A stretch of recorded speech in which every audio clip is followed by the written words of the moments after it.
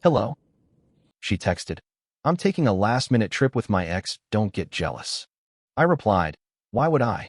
Then I packed all her belongings and left them all on her ex's doorstep.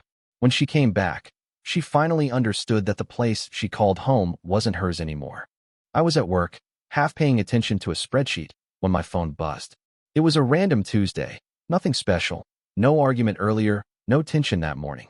We'd kissed goodbye like normal. I remember that because she corrected me for grabbing the wrong mug from her side of the cabinet. The text said, hey, just a heads up. I'm taking a last-minute trip with my ex, don't get jealous. No emoji, no explanation, just that. For context, I'm Jake, 29M. She's Lena, 27F. We've been together just over 2 years and living together for 8 months in my apartment. I pay the rent.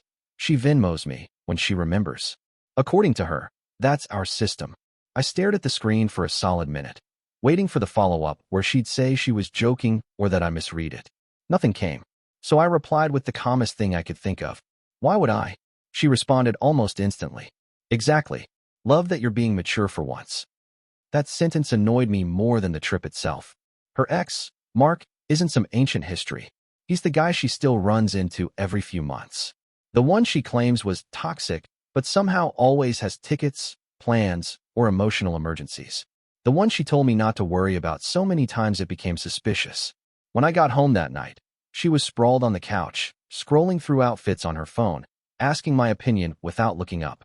Which jacket says unbothered but hot? She asked. I asked when she was leaving. Tomorrow morning, she said. Relax. It's only a few days. You'll survive. She said it like she was doing me a favor by leaving. That night, lying next to her while she slept peacefully, something shifted. Not anger, not jealousy, just clarity. I realized she wasn't asking for trust. She was informing me of my place. And for the first time since we started dating, I didn't feel like arguing. I felt like planning. The next morning, she left like she always did, late, loud, and irritated that the world didn't move on her schedule. She stomped around the bedroom, zipping and unzipping her carry-on, muttering about how airlines are scams and how she should have just driven with Mark. She didn't seem to notice how that sentence landed, or maybe she did and just didn't care. Make sure you water my plant, she said, standing in the doorway. Not our plant. Hers. I nodded. She rolled her eyes like I'd already disappointed her somehow. Before she walked out, she added, and don't start acting weird while I'm gone.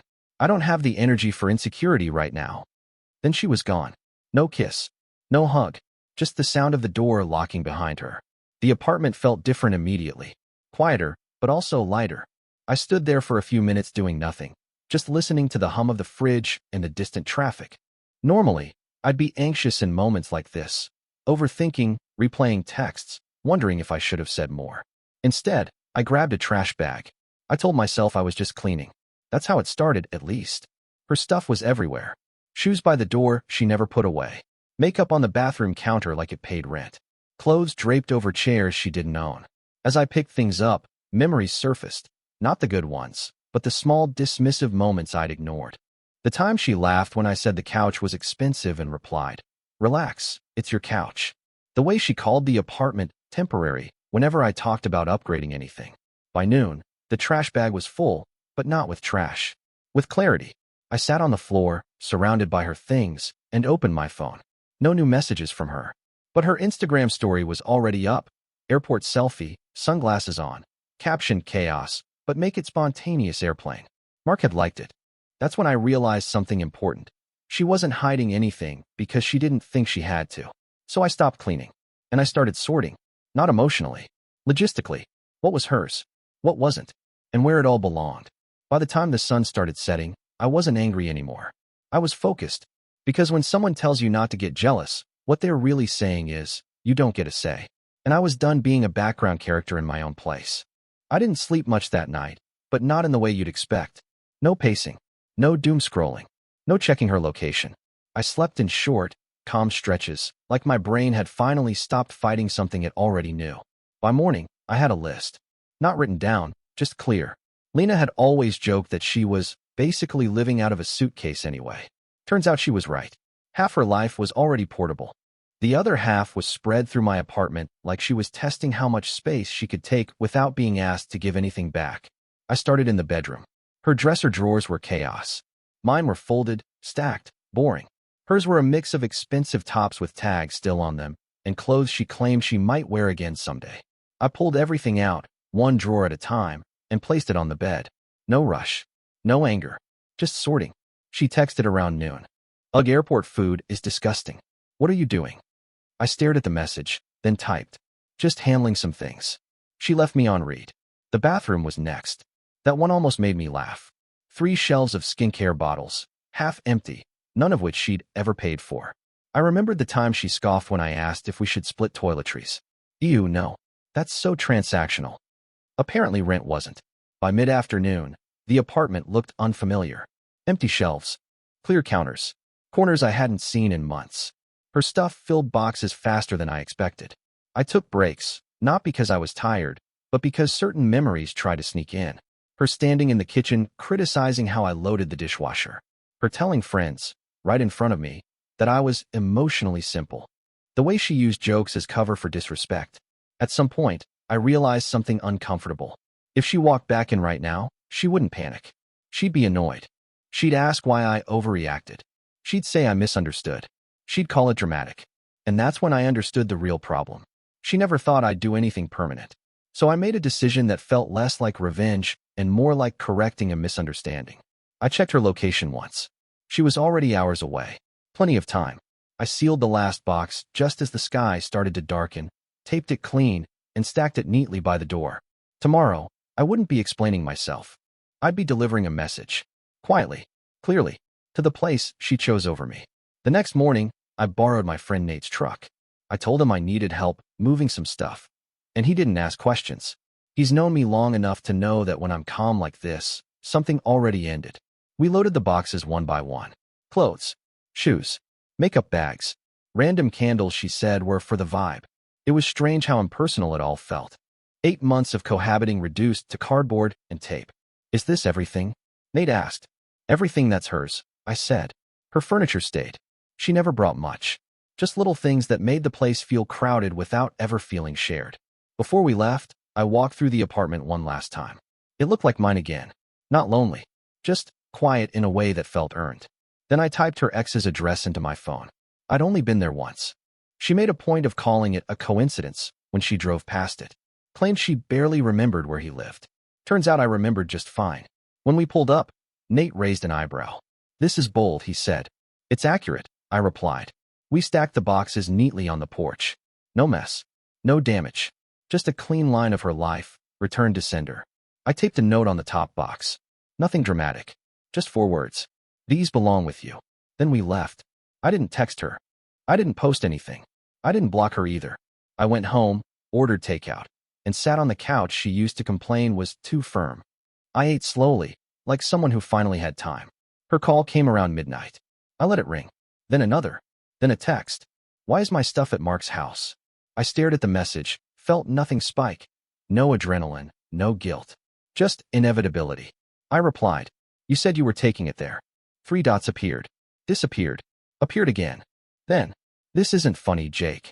I didn't respond. Because it wasn't a joke. It was an adjustment. And she was finally starting to feel it. Her messages didn't stop after that. They escalated. First confusion. Then anger. Then bargaining. You had no right. That's humiliating. Mark thinks you're unstable. That one actually made me laugh. I still didn't reply. Around 2 a.m., she switched tactics. Can we talk when I get back? You're being extreme. Extreme. Not disrespectful. Not hurtful. Just extreme. Like I'd ruined her weekend plans instead of responding to them. I went to bed. The next morning, I woke up to a voicemail. I didn't listen to it right away. I made coffee first. Sat at the kitchen table she always complained was too small for entertaining. I liked it just fine. When I finally pressed play, her voice sounded different. Still sharp, but strained. She said Mark was confused. She said he didn't sign up for this.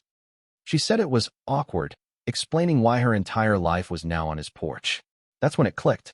She hadn't brought her stuff there mentally. She'd brought me there emotionally. I was supposed to wait. Hold the place. Be the fallback. The storage unit with feelings. Instead, I'd return the role to its original owner. She texted again around noon. So what? You're just kicking me out. I stared at that one longer than the rest. Then I replied. You already left. No typing bubbles this time. Just silence. I spent the rest of the day reclaiming the apartment in small ways. Took down the art she'd mocked. Rearranged the bookshelf she said didn't match her aesthetic. I moved my desk back to where she'd insisted it didn't belong. That night, I changed the Wi-Fi password. Not out of spite, out of closure. Her flight landed the next evening. I knew because she texted. I'm home. We need to talk. Open the door. I didn't move. Because the place she called home wasn't hers anymore. And for the first time since I met her, that wasn't a threat. It was just a fact. She didn't stop knocking for a while. I could hear it through the door, sharp, impatient, the same rhythm she used when she wanted something immediately. I stayed on the couch, phone face down, TV off. Not hiding, just done. Eventually the knocking turned into pounding. Jake, she snapped through the door. This isn't cute. Open it. I didn't answer. Her tone shifted, like flipping a switch. Okay, fine. You're mad. I get it. But you don't get to lock me out of my own home. That word again. My. I finally stood up, walked to the door, and spoke without opening it. It's not your home. Silence. Then a laugh, short, disbelieving. Wow. So Mark was right. You are being dramatic. That was interesting. Not hurt. Not confused. Dramatic. You went on a trip with your ex, I said. You told me not to get jealous. So I didn't. You don't get to punish me for having a life, she shot back. I didn't punish you, I said. I accepted your choice. She went quiet again. I imagined her face, trying to decide which version of herself would work best. The sweet one, the angry one, the reasonable one. Where am I supposed to go? She asked finally. That question landed differently. Not can we fix this? Not did I hurt you? Just logistics. You already figured that out, I said. Didn't you? Her voice hardened. You think you're some kind of hero for this? You think this makes you strong? No, I said. It makes me finished. She swore under her breath. I heard her phone buzz. Probably Mark, probably someone else. She always had a backup audience. You're really going to end things like this? She asked. I thought about all the ways we'd been ending for months. The dismissals. The jokes. The way she'd already practiced life without me. We ended when you told me not to get jealous, I said. Everything after that was just furniture. She stood there another minute, then another. Finally, footsteps going away. I didn't feel victorious. I felt light. And for the first time, I didn't wonder if she'd come back. I knew she would, just not to stay. She came back 2 days later. I wasn't home when it happened. I was at the gym, headphones on, doing something I hadn't done in months, taking my time. When I checked my phone afterward, there were 12 missed calls and a single text. I'm inside. We need to talk. Now. I drove home slowly. When I walked in, she was standing in the living room like a guest who'd overstayed their welcome but refused to admit it. Her suitcase was by the door. Her eyes scanned the space, taking in what was missing. The shelves. The bathroom counter. Her shoes. What did you do? She asked, like she genuinely couldn't tell. I made room, I said. For what? She snapped. For myself. She scoffed and crossed her arms. So that's it. You freak out, embarrass me, dump my stuff at my ex's house, and now you're playing Zen monk? I didn't freak out, I said. I listened. To what? She demanded. To the part where you told me not to get jealous, I replied. That told me everything. Her mouth opened, then closed. She paced, dragging her suitcase a few inches like she might unpack out of spite. You're really throwing away 2 years over a trip, she said. No, I said. I'm ending it over how little the trip meant to you. That stopped her. She looked at me differently then, not angry, not dismissive, calculating. So what? She said slowly. You're just done? Yes. She laughed again, but it cracked this time. You're going to regret this. Maybe, I said, but I won't be confused anymore. She shook her head, grabbed her suitcase, and walked toward the door. Halfway there, she turned back. You know, she said, Mark said you'd do something like this. He said you were insecure. I nodded. Funny, you still let him be right. That one landed. She didn't say goodbye, just pulled the door shut behind her. I stood there for a long moment after, listening to the silence settle back in. Then I locked the door, not because I was afraid she'd come back, but because I finally understood that some doors aren't meant to stay unlocked once you see what walks through them. The apartment didn't feel empty after she left. That surprised me. I kept waiting for the drop, the quiet panic, the second-guessing, the urge to reach out just to smooth things over like I always used to. Instead, what settled in was something steadier. Space. Actual space. That night, I found one of her earrings under the couch. Normally, that would have been my cue to text her. Hey, you forgot this. A small excuse to reopen the door. I held it for a second, then dropped it in the junk drawer with old batteries and mismatched keys. It fit there better. The next few days were quiet. No messages. No apologies. No dramatic Instagram posts either, which I knew meant she was telling the story privately first, controlling the narrative before it could escape her. I heard from mutual friends anyway. Apparently, she was blindsided. Apparently, I overreacted. Apparently, she never cheated, which wasn't a defense I'd even asked for. One friend asked if we were taking a break. I said no. Another asked if I thought she'd come back. I said probably, because Lena didn't lose often, and she hated endings she didn't script. Sure enough, a week later, she texted, "Can we talk? Not to fight, just to get closure." Closure. Another word she liked because it sounded mature while meaning comfort. I stared at the message for a long time. Then I replied, "I already have it." She didn't answer after that. I found out later she'd moved most of her things into Mark's place, temporarily. That temporary lasted about 3 weeks before it became a problem. Apparently, he wasn't as flexible when her mess was permanent and her moods weren't optional. Funny how that works. One night, sitting alone in the apartment, I realized something else too. I hadn't missed her voice. I'd missed the version of myself who kept trying to earn peace. And that guy didn't live here anymore. There was one last thing left to do. Not for her. For me. And it had nothing to do with getting the last word. It had everything to do with making sure the door stayed closed. The last thing I did wasn't dramatic. No speeches. No posts. No long messages typed and deleted. I called my landlord. The lease was in my name, always had been. Lena liked to say it was our place, but she never liked paperwork, never liked commitment unless it benefited her immediately. The landlord asked if everything was okay. I said yes. I was just updating records. I removed her name as an authorized occupant. It took 5 minutes. After that, I went through the apartment slowly, checking corners like you do before leaving a hotel. Not because I expected to find her, but because I wanted to be sure nothing of me was still wrapped around her absence. I donated a jacket she once claimed looked better on her. I deleted old photos, not angrily, just selectively. The versions of us that existed in those pictures weren't lies, but they weren't directions either. That night, she called again. I almost didn't answer. Almost. "What do you want, Jake?" she asked, skipping hello. "I wanted to let you know," I said calmly, "that you can't come back here, even to get things. If there's anything left, I'll mail it." There was a long pause. I could hear her breathing, sharper than usual. "So that's it," she said. "You're erasing me." "No," I replied. "I'm finishing something you started." Her voice cracked. Not enough to sound sorry, just enough to sound inconvenienced by consequences. "You really think you're better than me now?" she asked. I thought about that for a second. "I think I'm quieter," I said. "And I like that." She hung up without another word. I sat there afterward, phone in my hand, waiting for something to hit me. Sadness, anger, doubt. Nothing did. Because the truth was, I hadn't lost a girlfriend. I'd gotten my life back. There was only one part left to say out loud, the part that made this whole thing real. And it wasn't for her to hear. It was for me. I'm writing this now because a friend told me I should, because apparently this is the part where people ask if I'm okay. I am. Not in the dramatic, thriving way people like to perform online.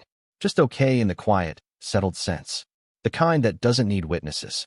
Lena never apologized. She never admitted she crossed a line. The last I heard, she told people I was intense and emotionally unpredictable. I don't bother correcting that. Anyone who really knows me knows how rare it is for me to stop trying. That was the real ending. Not the trip, not the boxes, not the locked door. It was the moment I realized I'd been negotiating for basic respect with someone who treated commitment like a convenience. A week ago, I came home, unlocked the door, and it hit me all at once. This place finally felt like home again. Not because she was gone, but because I wasn't shrinking anymore to make room for someone who never planned to stay. I changed the sheets. Bought a plan I actually like. Started cooking meals without commentary. No tension. No waiting for the next eye roll. I don't hate her. That surprised me too. I just don't miss her. So yeah, she took a last-minute trip with her ex and told me not to get jealous. I believed her. I didn't argue. I didn't beg. I didn't compete. I listened. And when she came back, she finally understood something she'd never considered before. The place she called home wasn't hers anymore. Because it never really was. Bye-bye.